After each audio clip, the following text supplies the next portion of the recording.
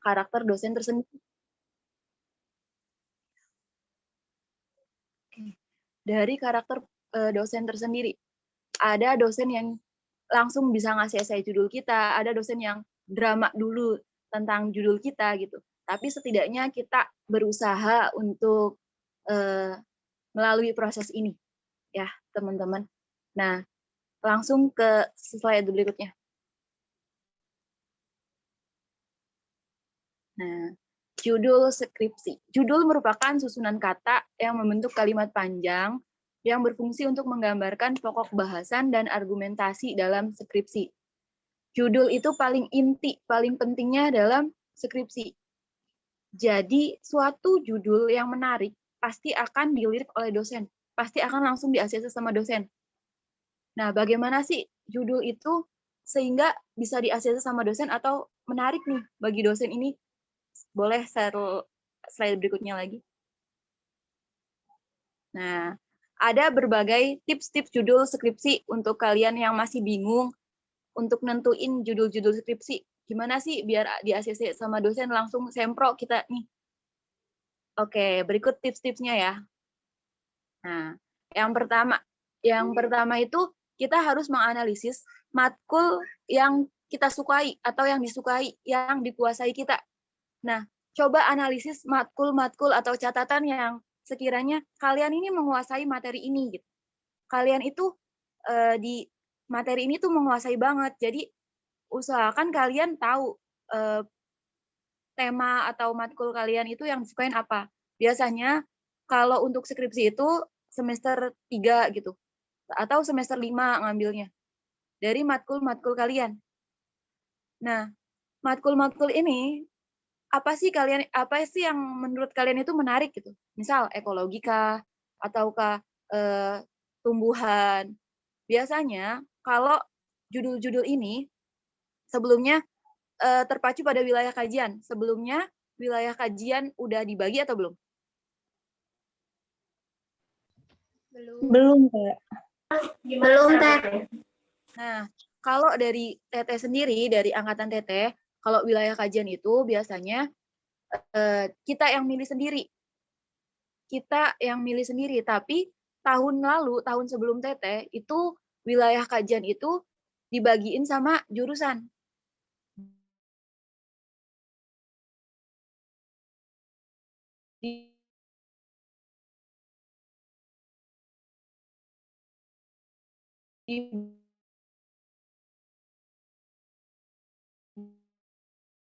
Dibagi gitu. Ini dibagi sama dosen ataukah wilayah kajian ini kita bisa milih. Kalau kita bisa milih, untung di kitanya, alhamdulillah gitu. Kita bisa tahu minat kita apa, kita bisa tahu kita nih harusnya kemana gitu. Jadi tentuin dulu wilayah kajiannya. Yang pertama, kalian pahami dulu wilayah kajian ini tuh tentang apa gitu. Wilayah kajian ini tuh tentang apa. Kalau metodologi, kalau Teteh nih ngambilnya metodologi penelitian. Kalau metodologi penelitian itu biasanya melingkupi cara pengajaran kalian, cara kalian ngajar di kelas, bagaimana mengkondisikan kelas itu bagaimana. Nah, metodologi penelitian itu tidak hanya kuanti, tetapi bisa juga kuanti. Nah, di dalam penelitian kan ada yang kualitatif sama kuantitatif. Biasanya kalau kuanti itu tentang apa? Angka. Kalau kuali itu teori. Nah, kalau Teteh itu waktu ngambil skripsi itu mengenai kuanti. Jadi metodologi penelitian tapi bahasnya tentang kuanti, nggak kuali. Ya, terus kalian kalau Teteh itu nyiapin judulnya nggak hanya satu waktu ngajuin judul ke dosen pembimbing, tapi 3. Kalian coba cari 3 judul kalian gitu untuk diajukan ke dosen. Dan nanti juga dosen pembimbing kalian akan mengarahkan kalian gitu kemana. Ada juga seperti teman Teteh, dia udah nyiapin judul nih, udah nyiapin wilayah kajian mau ke sini.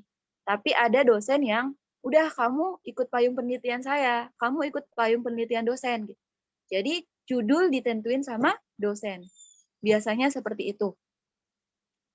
Lalu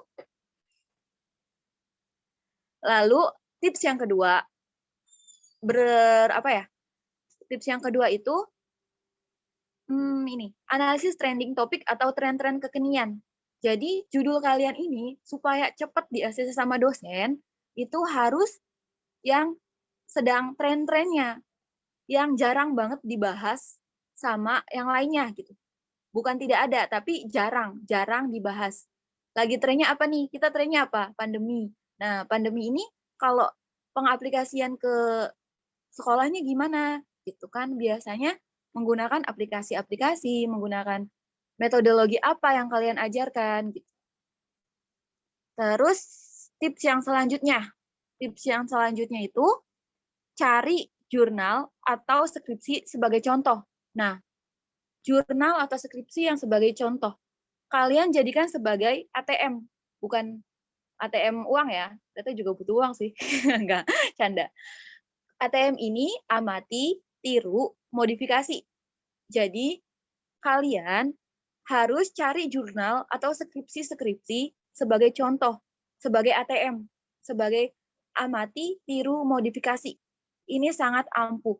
Dan dosen-dosen juga biasanya lewat ATM ini, amati, tiru, modifikasi. Apa sih yang diamati? Kalian, yang pertama, kalian itu harus googling dulu. Googling, kalau misalkan perpustakaan masih tutup, kalian googling, bisa ke internetnya. Googling di sana banyak banget. Dari mulai dasar dulu. Dari mulai dasar, kalian googling. Judul skripsi pendidikan IPA biologi. Dread, ada semua di situ. Kalian cari, kalian baca, di situ ada semua. Nah, selanjutnya, lebih ke ilmiahnya lagi. Kalian buka Google Scholar. Google Scholar itu lebih ke spesifiknya lagi. Misalkan gini, judul penelitian pendidikan IPA biologi dengan metode ini. Judul penelitian IPA biologi dengan kurikulum 2006 dengan perbandingan kurikulum 2012 gitu. Misalkan seperti itu. Nah, kalian cari di Google Scholar itu banyak banget. Kalian lakukan dengan senang hati. Kalian lakukan dengan senang hati kayak kalian nge-scroll TikTok aja, asik kan gitu kan. Jadi asik banget gitu kalau menemuin apa nih judul ini. Kalian buka di Google Scholar, nggak ada yang sia-sia, nggak ada yang rugi. Dan jadikan misalkan satu hari kalian baca satu judul di Google Scholar. Itu sangat berarti banget buat kalian nantinya, nggak ada yang rugi gitu. Itu dijadikan buat referensi, buat daftar pustaka di sananya juga, buat di bab 2, di penelitian. Nah, jadi kalian kumpulin. Ketika kalian baca jurnal itu, kalian jangan lupa disimpan. Seringnya, udah asik-asik baca, cuman, wah lupa, tadi tuh apa ya? Jadi jangan sampai lupa. Kalian catat poin-poin pentingnya, kalian review jurnalnya. Nah, setelah itu, jadi kalau judul yang cepat di ACC itu kan sesuai sama tren-tren yang tadi ya. Gimana sih tren-tren kita cari itu yang tren-tren gimana gitu. Nah, di Google Scholar kalian pakai keywordnya pakai bahasa Inggris. Jangan pakai bahasa Indonesia. Untuk di jurnalnya Google Scholar itu pakai yang bahasa Inggris. Gimana ya kalau Google Scholar itu nggak ada yang bahasa Inggris? Ke Doaj, ada Doaj. Ada juga Science Educatia. Science Educatia itu punyanya IAIN ya, tapi ada beberapa yang pakai bahasa Inggris. Atau di Science Direction, itu biasanya bahasa Inggris semua. Atau DOAJ, D-O-A-J. Nah, di situ kalian bisa cari judul kalian pakai bahasa Inggris. Nah, balik lagi ke ATM tadi. Amati dulu. Terus tiru. Nah, kalian cari satu contoh jurnal atau skripsi yang kalian tiru. Tiru di sini bukan plagiat ya. Bukan ke plagiat. Tapi tiru. Tiru ini biasanya saya gunakan atau Teh Ramah gunakan sebagai acuan. Misalkan gini, dalam skripsi saya itu barusan itu mengenai tentang metodologi penelitian di dalam sekolah yang pakainya video, tetapi keluar gitu, keluar dari lingkungan. Murid tetap ada di kelas dan guru yang ekspor ke lingkungan melalui video. Jadi ngenalin beberapa lingkungan tapi melalui video. Nah, di situ tuh ada satu jurnal yang beda. Beda itu beda objeknya, bisa beda temanya, tapi satu jurnal itu dijadiin satu acuan. Kalian bisa tiru sebagai langkah-langkah berikutnya nanti. Di bab 2 ini, si jurnal ini nulis apa aja ya? Di bagian ini, dasar teori yang ditulis ini apa aja ya? Langkah-langkahnya gimana ya? Boleh kalian tiru. Itu legal, nggak apa-apa. Tapi bukan berarti plagiat. Itu sebagai satu acuan kalian dalam menyusun skripsi. Misalkan, kan nggak harus plek sama kan? Tapi ada juga yang beda. Misalkan sekolahnya beda, ataukah cara metodologi penyampaiannya itu beda. Kalau kalian sering-sering ke perpustakaan, itu hampir mirip semua judul skripsi. Tetapi beda di dalam objeknya. Di dalam objek penelitian itu beda. Di dalam tempat atau lokasi yang dipilih itu beda. Jadi dari kalian searching itu, pilih satu jurnal sebagai acuan. Diamati. Lalu alternatifnya, kalian buat nih, setelah kalian baca-baca beberapa jurnal, kalian baca-baca beberapa artikel, skripsi dari cutting, kalian buat 3 judul. 3 judul. Yang satu tema atau satu wilayah kajian. Memang boleh, beda tema wilayah kajian memang boleh. Misal satunya tentang kearifan lokal, satunya metode penelitian, satunya kurikulum. Itu boleh banget. Tapi nanti bacaan kalian itu juga nambah berat gitu. Misal satu wilayah kajian, satu skripsi, satu judul aja kalian mesti baca 20 artikel atau 20 jurnal. Nah, kalau 3 tema, 60 jurnal kalian harus baca. Harus baca. Kuncinya semester 8, semester 7 itu harus sering-sering baca jurnal.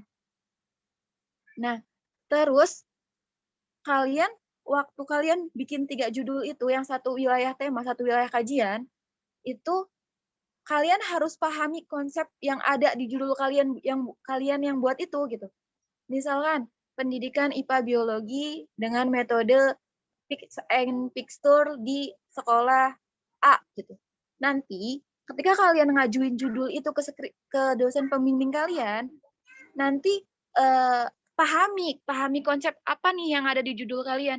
Bisa aja ketika kalian ngajuin satu judul, dosen kalian ini nanya, pengalaman Teteh ya, dosen ini nanya, kenapa sih kamu milih judul ini? Apa kaitannya sama metode ini? Terus bagaimana sih, kenapa kamu sebelumnya udah menganalisis belum? Jadi pahami dulu ketika kalian buat judul, pahami dulu apa konsep dari judul ini. Hal dasar juga pasti ditanyain. Misal, Teteh mau penelitian mengenai limbah. Nah, biasanya beberapa dosen, nggak semuanya, pasti nanyain gini, emang kamu tahu itu limbah? Limbah itu apa? Gitu biasanya, tidak semuanya tapi ya.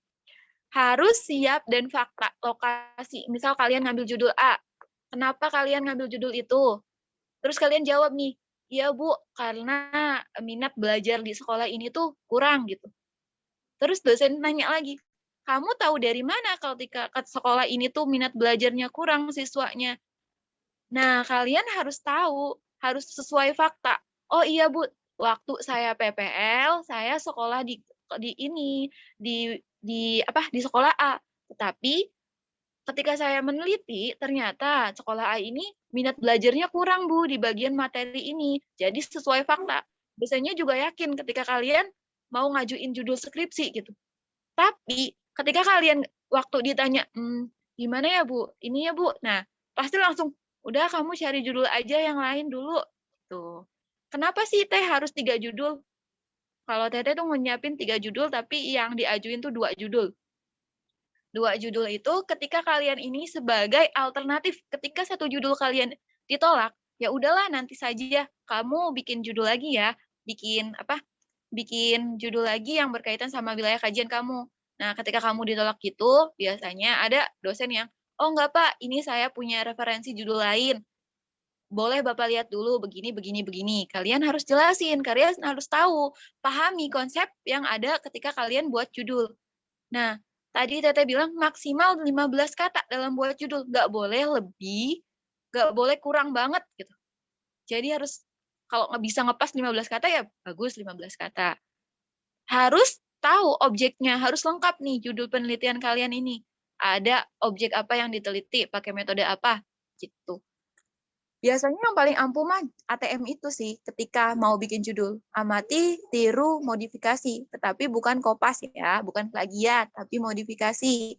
Yang out of the box gitu. Judul kalian itu bagus, judul kalian itu jarang dibahas dan unik gitu.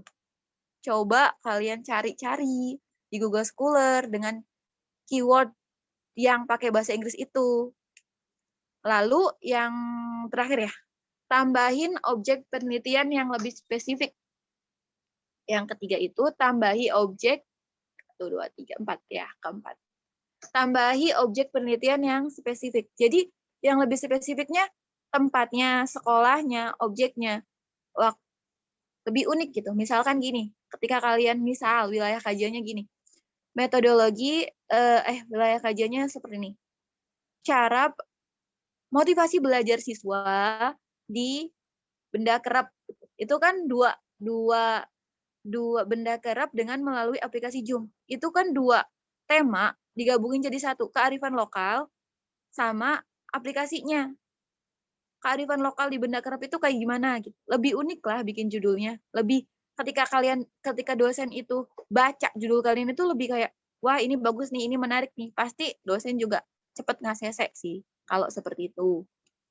Terus tambahi objek penelitian yang spesifik, lebih spesifik lagi tempat sama sekolahnya, atau objek bisa tempat, bisa metodologinya apa gitu, lebih spesifik lagi. Jangan gantung judulnya. Jangan kayak pendidikan IPA biologi untuk minat belajar siswa. Nah, apa itu pendidikan IPA biologi untuk minat belajar siswa? Lebih spesifik lagi, materinya apa, objek yang ditelitinya apa, sekolahnya di mana, lebih spesifik lagi, tapi jangan melebihi 15 kata. Lalu, tips yang terakhir nih, pengaplikasian teori. Pengaplikasian teori ini sebenarnya buat S2 sih. Tapi S1 juga kadang-kadang buat yang kualitatif, pasti ada pengaplikasian teori, di mana teori-teori yang kalian baca, jurnal-jurnal yang kalian baca, itu akan berguna di bab 2 tentang teori penelitian atau penelitian terdahulu. Di penelitian terdahulu itu, biasanya seperti teori ini lebih ke kurikulum sih, lebih ke kurikulum. Nanti mungkin Terama akan menjelaskan tentang pengaplikasian teori ini ke ranah kurikulum, karena karena Terama juga kurikulum sepertinya, penelitian atau skripsinya. Oke, bisa dilanjut slide berikutnya.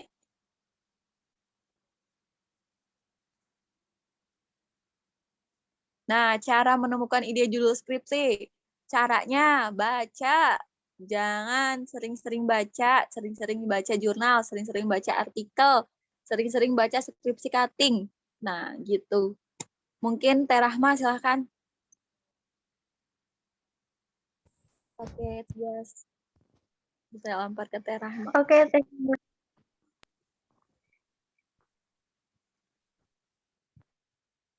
Udah, cek kedengeran suaranya? Oh, sangat kedengeran. Aduh, malu. Oke, tadi ya boleh langsung aja Teh. Nah, tadi Tetia kan udah menjelaskan gimana sih cara tips-tips untuk menentukan judul skripsi. Nah, sekarang di sini kan Teteh cuma hanya menambahkan gimana sih cara menemukan ide untuk judul skripsi itu sendiri. Slide selanjutnya. Nah, hal yang perlu ditekankan itu di sini, ingat, jangan mencari judul, tapi carilah permasalahannya. Karena adanya penelitian itu kan karena adanya masalah, di mana penelitian itu bertujuan untuk menemukan solusi dari masalah tersebut. Jadi kalau nggak ada masalah, ngapain diteliti? Hal apa yang diteliti kalau nggak ada masalah gitu. Nah, dari masalah ini, pasti kita akan menemukan rumusan masalah yang akan kita kaji gitu. Poin 1, 2, atau 3, atau lebih banyaknya 4 gitu.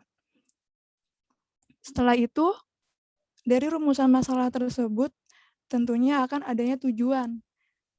Nah, dari tujuan penelitian ini, kita akan menemukan judul. Normalnya kayak gitu. Tapi kebanyakan anak biologi atau mahasiswa itu lebih condong, aku mau cari judul dulu nih, masalahnya nanti, belum nemu idenya gitu. Bingung nggak? Misalkan, aduh masalahnya apa ya? Nemu idenya dari mana nih? Nah, oke. Slide selanjutnya. Sekarang, cara menemukan ide untuk judul skripsi. Yang pertama, kalian harus mengetahui minat kalian. Nah, minat kalian ini diawali dari wilayah kajian yang kalian pilih. Tadi Teh Tia kan udah menyinggung tentang wilayah kajian. Kalau wilayah kajian tahun kemarin, itu istilahnya tidak ditentukan oleh jurusan dan tidak ada batasan kuotanya. Itu sangat menguntungkan bagi mahasiswa. Dan karena hal tersebut, jadi tahun kemarin itu lebih banyak mahasiswa yang mengambil wilayah kajian evaluasi. Karena wilayah kajian evaluasi itu dari tahun-tahun sebelumnya itu lebih cepat untuk sidang munakosah gitu. Karena penelitiannya itu kan lebih condong ke arah kualitatif. Tapi tidak menutup kemungkinan penelitian wilayah kajian dari evaluasi itu menggunakan metode kuantitatif juga gitu. Nah, kalian juga harus tahu minat kalian menggunakan metode apa, kualitatif atau kuantitatif. Kalau kualitatif berarti kalian yang suka dengan argumen, kalian yang suka dengan teori-teori. Kalau penelitian dengan metode kuantitatif berarti kalian yang suka dengan data, yang suka dengan angka-angka ataupun dengan statistik. Dan bisa jadi kedua metode itu juga digunakan. Terus kalian harus tahu dari wilayah kajian itu tuh keseruan dan kesulitan apa aja sih yang akan kalian hadapi gitu. Jangan karena kalian suka ini tapi kalian nggak tahu nih nanti kalian akan neliti apa aja ya gitu. Misalkan dari wilayah kajian media. Nah, dari media ini biasanya kan kalian pasti akan membuat media pembelajaran. Kalau dari media pembelajaran ini biasanya kesulitan yang akan nanti kalian dapat itu yang pertama, mencari validator. Terus lamanya validasi dari validator juga itu akan menentukan cepat atau lamanya kalian menyusun skripsi itu. Terus, misalkan dari wilayah kajian model pembelajaran. Nah, model pembelajaran itu kalian harus mengkondisikan sekolah mana yang akan kalian pilih. Seperti tadi dibilang, jangan memilih sekolah karena dekat rumah atau emang benar dekat rumah gitu. Jangan karena saya alumni situ, jangan kayak gitu, tapi pilihlah sekolah karena ada masalah di situ. Misalkan di sekolah ini nih gimana ya perbandingan antara kelas, misalkan masih ada nih kelas unggulan dengan kelas yang biasa-biasa aja gitu. Diterapkanlah sebuah model pembelajaran, apakah hasil belajarnya itu akan sama atau tidak gitu kan. Nah, itu kan yang akan kalian hadapi. Kalau evaluasi, untuk wilayah kajian evaluasi sebenarnya cukup banyak. Kemarin juga banyak banget yang ngambil penelitian tentang buku teks. Memang gampang penelitian tentang buku teks, tapi ini menjadi tantangan tersendiri. Apakah penelitian tentang buku teks itu masih relate dengan yang sekarang gitu? Yang dimana teknologi digital itu lebih banyak digunakan. Terus, harus adanya inovasi terbaru. Misalkan kalian ngambil buku teks itu, tapi inovasi apa nih yang kalian pilih? Misalkan kayak penelitian kemarin, ada yang ngambil tentang konten pedagogis. Seperti yang kita ketahui kalau biasanya kemampuan pedagogik itu kan ada pada guru. Nah, tapi ini coba kita lihat nih, dari buku teks itu ada nggak ya konten pedagogiknya? Karena kan guru dengan buku teks itu kan sama-sama berfungsi sebagai sumber belajar. Nah, hal-hal seperti itu kalian harus lebih kritis. Nah, seperti itu. Terus misalkan wilayah kajian apalagi kurikulum. kurikulum kan ada hidden kurikulum. Dari yang pengalaman sebelum-sebelumnya tentang kurikulum itu pasti cukup lama, karena mengulik tentang kurikulum yang dipakai oleh sekolah. Kalian harus menerima resiko-resiko dari wilayah kajian yang kalian pilih gitu. Nanti, untuk menentukan wilayah kajian yang kalian pilih sesuai minat itu, jangan lupa diskusi dengan teman ataupun dengan kakak tingkat yang lebih paham dengan wilayah kajian tersebut. Oke? Selanjutnya, tips yang kedua itu belum. Next. Mencari referensi judul dari skripsi senior. Nah, berarti untuk poin yang kedua ini referensi judul dari skripsi senior. Kalian harus rajin datang ke perpustakaan. Nah, nanti di perpustakaan ngapain ya? Oh, cuma ngeliat judulnya aja kah?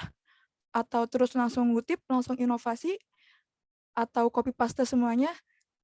Kalau saran dari Teteh, saat kalian membaca skripsi dari kakak tingkat itu, coba kalian perhatikan judulnya dulu. Terus kalian baca latar belakang masalahnya apa yang diangkat. Bisa jadi di latar belakang masalah itu kalian bisa menemukan hal baru yang bisa dikaji gitu. Dari latar belakang masalah tersebut, kalian baca juga rumusan masalahnya apa nih dari penelitian ini. Apa ya yang bisa diperbaharui, apa nih yang bisa ditambahin variabelnya, atau apa nih yang bisa kalian ganti gitu. Terus dari tujuannya juga kalian baca. Selain itu, baca juga kegunaannya, kegunaan dari penelitian tersebut. Setelah itu kalian baca kerangka pemikiran. Kerangka pemikiran dari kakak tingkat ini apa ya? Sama nggak nih sama pemikiran kita? Sesuai nggak nih sama minat kita? Terus baca juga, yang paling penting metodologi. Karena metodologi itu akan menentukan hasil dari skripsi kalian, ya kan? Instrumennya dilihat, instrumennya apa aja yang digunakan, terusnya metodologinya apa, teknik analisisnya apa, teknik pengumpulan datanya bagaimana, baca dengan seksama, jangan buru-buru. Selanjutnya kalian baca juga dari, kalau untuk hasil dan pembahasan itu nanti lagi, tapi baca kesimpulan nih, langsung ke kesimpulan. Baca nih kesimpulan dari penelitian itu apa ya. Terus nanti kalau misalkan kalian prefer ke judul itu, jangan langsung di copy paste, karena ada beberapa teman yang aku kenal, misalkan, oh cuman beda sekolah aja nih, oh cuman beda materi aja. Biasanya anak biologi itu kan paling cuman beda materi, beda sekolah, materinya itu kelas 11 atau nanti diganti ke kelas 12, terusnya sekolahnya di sini kita ganti ke sekolah ini gitu kan. Biasanya kayak gitu.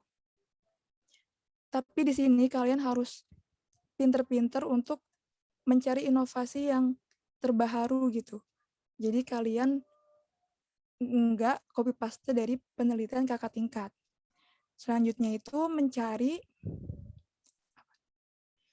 referensi dari situs ilmiah. Situs ilmiahnya itu situs ilmiah yang terpercaya.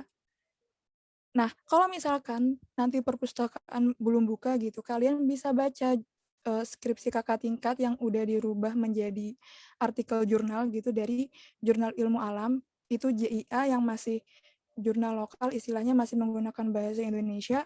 Terusnya kalian juga bisa cari referensi dari Scientia Educatia. Itu yang udah Sinta 3, berarti udah menggunakan bahasa Inggris. Kalian bisa baca itu. Nah, jangan malas untuk baca jurnal bahasa Inggris, karena lebih banyak jurnal bahasa Inggris yang memiliki penelitian terbaru daripada jurnal nasional yang menggunakan bahasa Indonesia gitu. Misalkan ada pemikiran, oh jurnal bahasa Indonesia aja nggak ngerti gitu gimana jurnal bahasa Inggris. Nah, di sini kalian bisa menggunakan Google Drive untuk menerjemahkan bahasa Inggris itu ke bahasa Indonesia. Kenapa Google Drive? Karena Google Drive itu alat terjemahnya itu lebih memudahkan kita untuk memahami apa maksud dari isi bacaan itu. Oke. Selanjutnya itu diskusi dengan senior. Untuk kalian yang misalkan deket sama kakak tingkat, nggak apa-apa, ngobrol. Jangan malu untuk nanya waktu pas pengalaman Teteh aja waktu itu sebelum menentukan wilayah kajian aja itu Teteh diskusi sama 5 kakak tingkat. Teteh chatin satu-satu, terusnya dari pendapat kakak tingkat itu kita analisis, oh kayaknya kita lebih prefer ke penelitian ini deh, atau kita lebih sukanya tentang ini deh, terusnya selain itu oh kayaknya penelitian ini lebih mudah gitu kan, biasanya pemikirannya kayak gitu. Oke, next. Ini tambahan, kan karena judul tadi kan udah istilahnya udah dijelaskan udah dijelaskan lengkap gitu. Dari mulai cara menemukan idenya bagaimana, terus cara penyusunannya bagaimana, terus cara supaya cepat di ACC itu bagaimana. Sekarang kita menyusun ke latar belakang masalah. Karena latar belakang masalah ini pasti akan ditanyakan oleh dosen saat kita mengajukan judul gitu. Oke, next. Walaupun nanti saat kita mengajukan judul itu kita nggak harus membawa proposal, tapi harus hanya membawa judul aja, tapi kita harus juga mempersiapkan latar belakang masalahnya. Oke, yang pertama, untuk penulisan latar belakang masalah itu kita bisa memilih dua, ada deduktif, ada induktif. Tapi saran dari Teteh, kalau bisa penulisan latar belakang itu menggunakan deduktif dari umum ke khusus. Jadi piramida terbalik gitu. Jadi umum ke khusus. Misal seperti kemarin kita tentang penelitian ranah evaluasi misal. Kita bahas dulu tentang pendidikan. Pendidikan itu apa ya? Terus kita bahas, oh di pendidikan itu kita membutuhkan adanya kurikulum. Nah, nanti mengerucut lagi dari kurikulum itu kita perlu adanya bahan ajar. Bahan ajar. Nah, salah satu contoh bahan ajar itu buku teks. Terus dari buku teks itu perlu adanya konten pedagogis. Gitu. Jadi dibuat mengerucut piramida terbalik. Deduktif dari umum ke khusus. Karena biasanya kalau latar belakang masalah yang berbentuk deduktif itu akan lebih mudah dipahami. Terus juga skenario dari nanti untuk pembuatan kerangka pemikiran juga akan lebih mudah gitu. Selanjutnya, kalimat penghubung. Jangan lupa nih, biasanya kita suka lupa dari paragraf ke-1 sama paragraf kedua, kok nggak ada kaitannya. Paragraf pertama membahas pendidikan, misalkan paragraf kedua membahas tentang kurikulum. Nah, penghubungnya apa? Misal, dalam pendidikan itu membutuhkan kurikulum. Baru di paragraf kedua kita menjelaskan kurikulum. Jadi jangan lupa untuk kalimat penghubung yang menghubungkan paragraf 1 dengan paragraf yang lainnya gitu. Terus yang ketiga, menampilkan data atau fakta. Biasanya di latar belakang itu kita menggunakan argumen pribadi. Kenapa kita meneliti tentang misal model pembelajaran EJAS gitu. Kenapa kita memilih model pembelajaran itu? Emang kenapa dengan model pembelajaran yang lainnya? Nah, kita di sini bisa menampilkan data atau fakta dari penelitian sebelumnya. Pada kenyataannya misalkan berdasarkan penelitian yang dilakukan oleh siapa misalkan gitu. Misalkan oleh Tia tahun 2021 bahwasannya menggunakan model pembelajaran EJAS itu akan mempengaruhi ke nilai dan cara berpikir kritis siswa, misalkan seperti itu. Jadi jangan serta-merta kita mencantumkan argumentasi tanpa menampilkan data atau fakta. Karena di skripsi ini kan istilahnya kita tidak membuat teori baru, tapi kita sebenarnya tidak dituntut, tapi seperti dituntut untuk membuktikan teori yang lama gitu, ataupun mengalahkan ataupun membantah teori yang udah ada gitu. Selanjutnya, penelitian sebelumnya. Nah itu, nanti kita masukkan penelitian sebelumnya. Nah, untuk penelitian sebelumnya ini, kalau bisa gunakan penelitian 10 tahun terakhir. Jangan yang penelitian, tahun 1958. Apakah tahun 1958 itu masih relate dengan tahun 2021 gitu. Nah, cari penelitian yang terbaru. Karena banyak banget penelitian terbaru yang bisa kalian gunakan sebagai bahan referensi. Untuk pengutipan juga ada skill-nya. Ada beberapa dosen yang rewel, misalkan ada yang menurut misalkan menurut Bambang, misalkan tahun berapa. Ada juga yang, oh nggak boleh kamu pakai kata menurut. Kamu langsung nama penulisnya, tahun, dan menjelaskan misalkan Bambang 2015, menjelaskan bahwa, jadi ada beberapa dosen yang tidak menerima bahwa dalam pengutipan itu menggunakan kata menurut gitu. Jadi kalian harus ikuti apa kata dosen. Walaupun memang ada pedoman penulisan, tapi pedoman penulisan itu kan masih menggunakan pedoman yang lama. Sementara sementara penulisan itu kan sifatnya dinamis gitu. Ada hal-hal yang sesuai dengan EBI kayak gitu. Selanjutnya, sertakan di latar belakang itu perumusan singkat mengenai pertanyaan penelitian. Dan juga tampilkan tujuan dari penelitian itu. Jadi sertakan juga secara garis besarnya aja, misalkan penelitian kalian ini nih, rumusan pertanyaannya gimana, misalkan bagaimana sih konten pedagogis, misalkan pada buku teks, konten pedagogis itu ada 4 aspek. Aspeknya itu ada ketepatan konsep, ada keterkaitan dengan tujuan kurikulum, ada tingkat keterbacaan teks, dan juga ada representasi visual. Nah, itu kan diborong semua tuh penelitian itu bisa jadi 4 penelitian, tapi itu bisa juga dijadiin 1 penelitian. Terusnya tujuan dari penelitian itu juga harus diikut sertakan. Terakhir, hal-hal yang terdapat di judul harus ada di latar belakang masalah. Apa aja sih? Yang pertama, misal model pembelajaran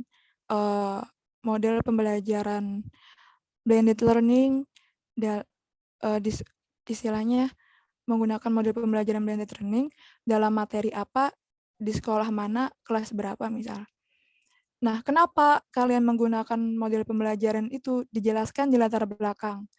Kenapa kalian memilih materi itu? Emang materinya kenapa? Misalkan memilih materinya tentang struktur dan fungsi jaringan hewan. Struktur dan fungsi jaringan hewan itu tuh bersifat abstrak. Karena ada beberapa penelitian yang membuktikan bahwa materi itu tuh masih terdapat banyak miskonsepsi. Nah, itu kan argumen kalian. Itu bisa diikutsertakan juga dengan referensi dari penelitian sebelumnya. Nah, itu alasan-alasan, istilahnya mah kenapa kalian memilih judul itu dan alasannya apa gitu. Alasannya kenapa memilih materinya struktur dan fungsi jaringan hewan, terus alasannya kenapa kalian memilih SMA ini atau kalian memilih SMP ini gitu. Tapi biasanya dari biologi itu sendiri biasanya disuruhnya SMA ya, karena kalau SMP itu IPA. Jadi kalau bisa kalian teliti di SMA. Menelitinya di SMA, ambil sekolah SMA gitu, karena lebih sejalan dengan jurusan kalian yang biologi gitu. Walaupun memang ada beberapa dosen yang tidak mempermasalahkan kalau kalian meneliti di SMP, tapi lebih baik di SMA gitu, karena akan lebih bermanfaat untuk selanjutnya. Terus udah kayak gitu. Udah selesai. Wah, terima kasih banyak Teh Tia, Teh Rahma. Ini mah semua daging. Materinya semuanya bermanfaat sekali. Benar-benar ngarahin banget. Jadi kita juga yang mungkin tadinya kebingungan banget, ini judul gimana, ternyata ini tips and triknya juga insya Allah kita bisa kita lakukan dengan konsep-konsep yang telah Teteh Rahma sama Teh Tia berikan. Terima kasih banyak. Untuk teman-teman, barangkali ada yang mau ditanyakan pada kesempatan kali ini, saya pilih 3 penanya tercepat dulu untuk ditanyakan ke narasumber. Ini di sini ada 3. Dede Yusnandar, kemudian Sela Anandita, 1 orang lagi.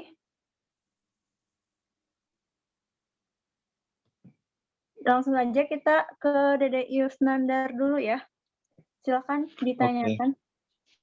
Assalamualaikum warahmatullahi wabarakatuh. Sebenarnya pertanyaannya tuh simpel sih ya.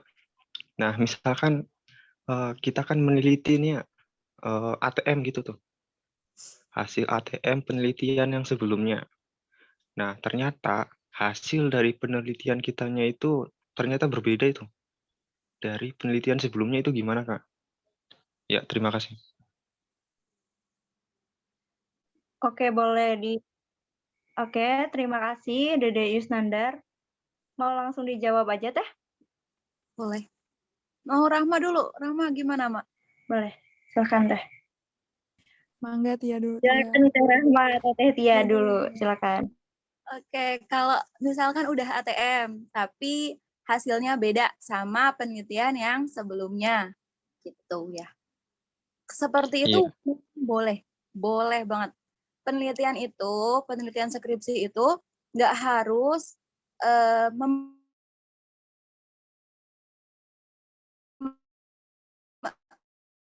kan di penelitian sebelumnya nih, minat belajar pakai metodologi A itu meningkat.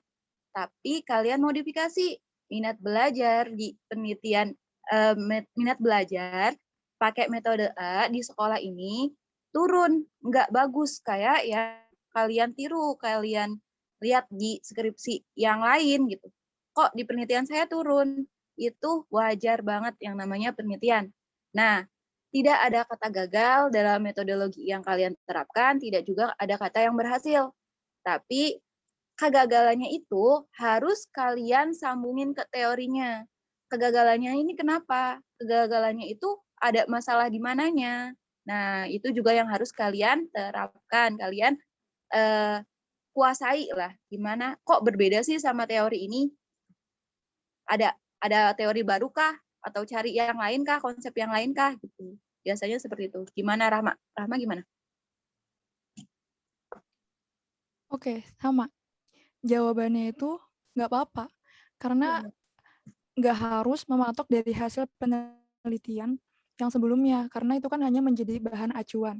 Kalaupun hasilnya berbeda, tinggal kita ikut sertakan saja. Hal apa sih yang mempengaruhi? Kenapa sih bisa berbeda? Faktor-faktor apa aja sih penelitiannya gitu. Seperti itu. Nanti bisa nyiptain teori baru ya mungkin, Mak?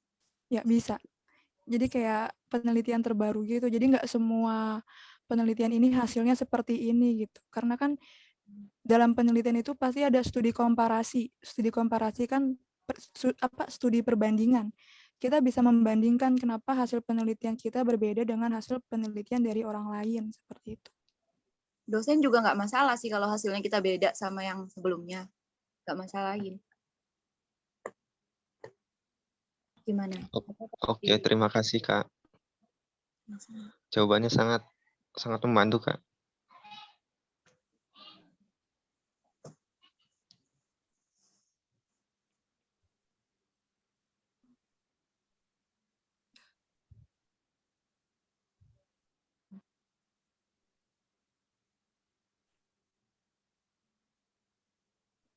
Tias. Siapa lagi yang mau nanya? Sela. Oh iya, kalian juga harus dari sekarang belajar Mendeley ya. Soalnya kalau ngutip itu aplikasi Mendeley sih biasanya. Lebih diarahin ke Mendeley-nya. Ini IAS-nya keluar ya?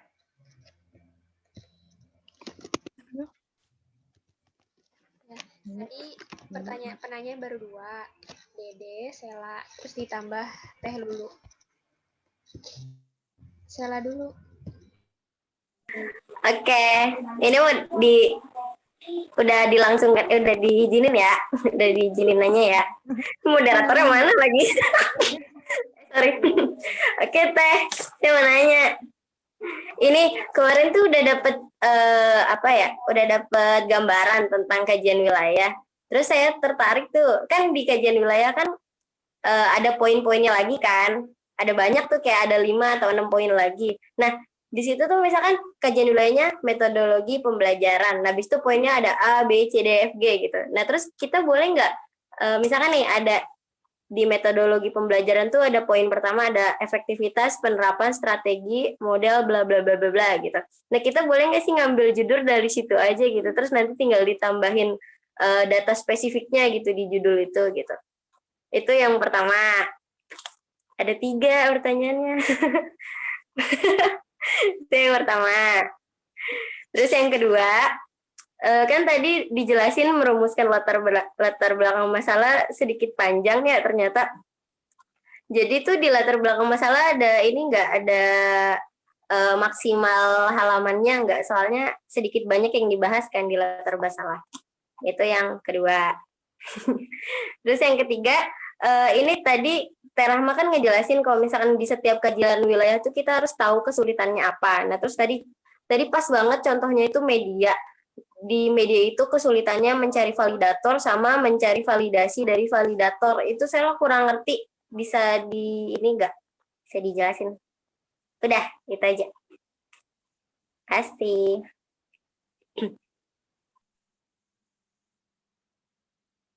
Oke, langsung dijawab atau gimana nih?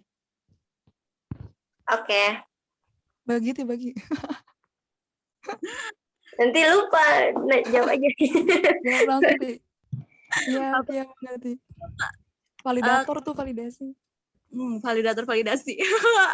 Pengalaman validator validasi ya. Pengalaman Batagor Kuah. Batagor Kuah. Iya, itu tuh validator validasi. Yang pertama dulu, pertanyaan pertama. Oke, apa tuh judul ya? Sesuai metodologi wilayah kajian yang ada poin-poinnya. Boleh dong, boleh banget itu. Kataku mah boleh sih. Soalnya waktu Teteh juga ngambil judul itu metodologi penelitian. Tapi pakainya itu cara pengajaran. Dari situ cara pengajaran metodologi pembelajaran. Gimana, Mak? Boleh kan? Ya. Boleh. Tadi kan aku belum ya. Oh, tadi kan saya kan nanya gimana kalau misalkan judulnya itu kita tambahin variabel-variabel, misalkan efektivitas bla bla bla, tapi kita tambahin variabel. Boleh banget. Karena kan itu berarti nggak sama persis dengan penelitian yang kita jadikan referensi, karena ada hal yang terbaru dari judulnya itu sendiri gitu. Pertanyaan 2. Yang penting bisa dimodifikasi sih kalau judul mah. Kalaupun misalkan sama tapi dimodifikasi jadi nggak sama, boleh juga. Kadang kalau modifikasi itu judulnya beda, ke latar belakangnya juga pasti beda. Kemodifikasikan latar belakang. Langsung gimana, Pelit? Pertanyaan kedua dari Terus Sela. apa sih? Model spesifik. Oh, tadi itu apa? Oh, batasan latar belakang masalah halamannya ya? Gantung dosen. Nggak ada. Mak. Tergantung dosen. Tapi gini, apa namanya, ada beberapa dosen yang nggak mempermasalahkan banyak sedikitnya lembar latar belakang sih. Yang penting dari bab 1 sampai bab 5, dari bab 1 sampai bab 3 itu ada berapa halaman, dan misalkan dari bab 1 sampai bab 5 itu sudah memenuhi syarat skripsinya itu sendiri. 61 ya? 61 halaman Iya, syaratnya. 61 halaman misalkan syaratnya gitu. Nggak Tapi boleh ya itu. jangan terlalu banyak latar belakang masalahnya. Karena latar belakang masalah itu kan juga nanti akan mempengaruhi ke identifikasi masalah. Karena identifikasi masalah itu diambil dari latar belakang masalah yang sudah kita jelaskan. Nggak serta-merta identifikasi masalah itu dilihat dari lapangan atau dilihat dari keadaan lingkungan tanpa melihat dari latar belakang masalah yang udah dibuat kayak gitu. Biasanya dosen matok tuh 3 halaman. Dosen X.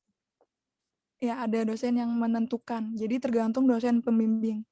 Ya, ikuti saja apa kata dosen pembimbing. Ya. Oke, itu jawabannya udah semua tak? Belum pertanyaan kedua. Tias.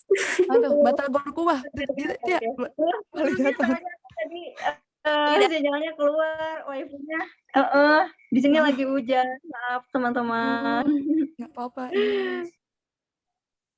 Oh ya, Kan validasi. lanjutkan Teh jawabannya.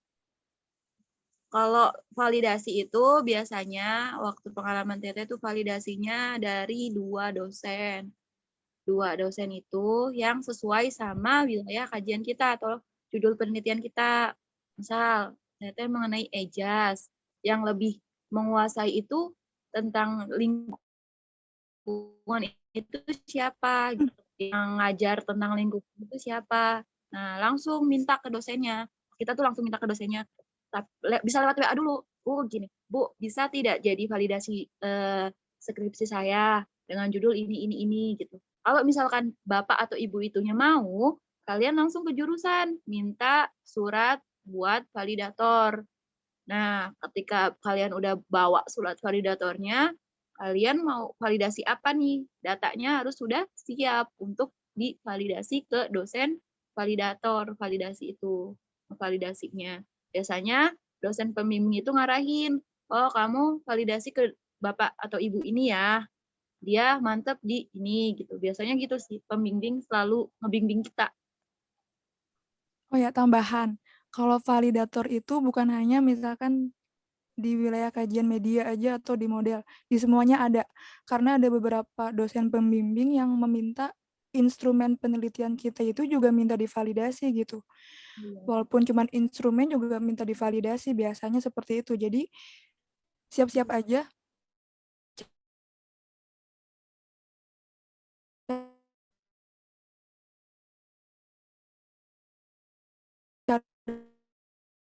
Validator lebih paham tentang tumbuhan gitu. Jadi harus paham dosen sendiri gitu. Ya, instrumen juga harus divalidasi. Seperti itu.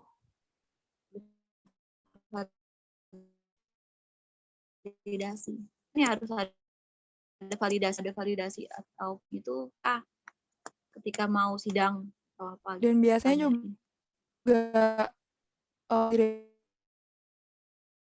revisi pun nggak terlalu aja kalau misalkan nanti ada yang ngambil media pembelajaran terus validasinya itu lama banget. Tapi nggak apa-apa, coba kalian kalau misalkan tentang instrumen aja mah kalian bisa langsung penelitian, paling revisi itu sedikit-sedikit, tapi kalau udah ke medianya yang divalidasi atau aplikasi pembelajarannya nggak tunggu. Karena ada beberapa mahasiswa yang sampai 1 bulan nunggu validasi gitu. Nunggu validasi aja. Jadi kalian harus pinter-pinter memanage waktu, kapan kalian harus cari validator, kapan validasi itu harus udah ada di data skripsi kalian gitu. Jadi kalian harus pinter-pinter memanage waktunya gitu. Jangan sampai kalian hanya nunggu menunggu validasi, tapi kalian juga nggak gerak gitu. Jangan sampai itu memperlama sih. Harus berani pam juga ke dosennya. Soalnya kesibukan dosen kan beda-beda. Ya gitu. Hubungin lagi kalau 3 hari nggak dibaca-baca. Gimana? Sela? Ya udah semua.